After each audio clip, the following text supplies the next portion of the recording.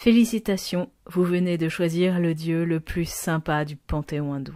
Et accessoirement, c'est un dieu à tête d'éléphant qui se déplace sur une souris, comme quoi tout est possible. Alors Ganesh, c'est un des dieux les plus populaires en Inde, et même en Occident d'ailleurs, où on arrive facilement à le reconnaître avec sa tête d'éléphant. Mais Ganesh n'a pas toujours eu cette tête. Sa maman, la déesse Parvati, l'a créé pour lui tenir compagnie parce qu'elle s'ennuyait. Son époux, le dieu Shiva, un dieu ascète, était parti méditer dans la montagne. Ganesh gardait fièrement la porte de la maison, et à cette époque, il avait une tête tout à fait normale. Mais voilà que Shiva décide de rentrer et se voit barrer le chemin par Ganesh. Il envoie son armée de nains, les Ganas, et Ganesh, qui est très fort, tue les Ganas les uns après les autres. Un véritable carnage qui finit par mettre à bout les nerfs de Shiva, qui, n'étant pas connu pour être particulièrement patient, va décapiter l'enfant.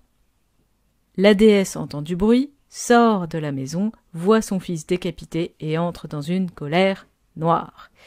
Dans ces moments-là, le dieu Shiva, qui pour autant est particulièrement puissant, prend peur et envoie ce qu'il lui reste de nains Ganas pour aller chercher la tête.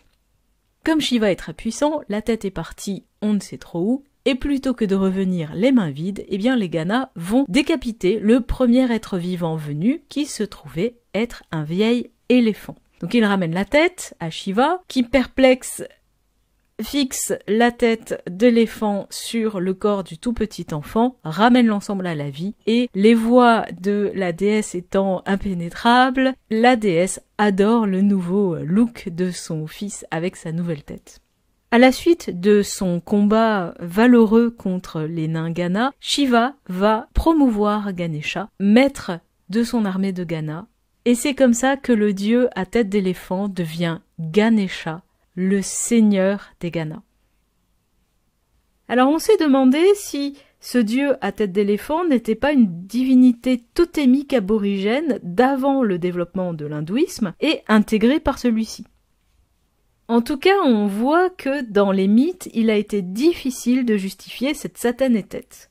Toujours est-il qu'elle est parfaitement adaptée à la fonction du dieu qui est d'être le seigneur des obstacles. Parce que les éléphants dans la forêt, ils posent et ils enlèvent les troncs d'arbres qui se trouvent en travers du chemin avec leurs trompes. Et les obstacles qu'on va demander d'enlever à Ganesh, ils sont d'ordre matériel, mais ils sont aussi abstraits. On va demander à Ganesh de lever les obstacles qui empêchent d'atteindre la délivrance de l'âme.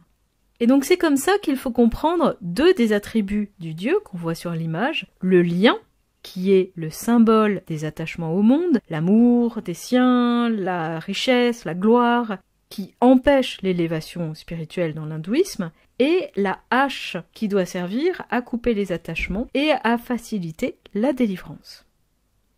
Ganesha, il est vénéré avant toute opération importante. Mais attention, Ganesha a de grandes oreilles mobiles qui, d'après les textes, lui servent à trier les prières qui lui sont adressées pour ne garder évidemment que les bonnes. C'est un dieu qui est très vénéré, et ce sont les fidèles qui lui font offrande de sucreries, dans lesquelles on le voit piocher avec sa trompe, ce qui explique en partie son ventre rebondi. Avec sa tête de vieil éléphant, Ganesha se distingue par sa sagesse et par son intellect. C'est pour ça qu'il possède comme monture le rat, qui est aussi réputé pour son intelligence dans l'Inde ancienne. Ganesha, il est aussi rattaché à la littérature. Dans une de ses mains, on voit un morceau de sa défense avec laquelle il aurait écrit la célèbre épopée du Mahabharata, le plus grand poème jamais écrit.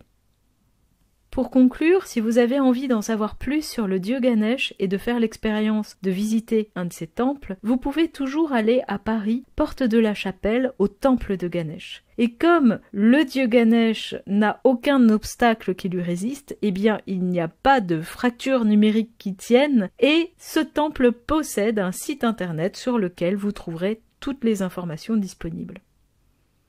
Et puis il y a aussi la fête de Ganesh aux environs du mois de septembre, qui est l'occasion de voir le dieu et ses fidèles prendre possession de tout le quartier, une manière de partir en Inde sans quitter la France.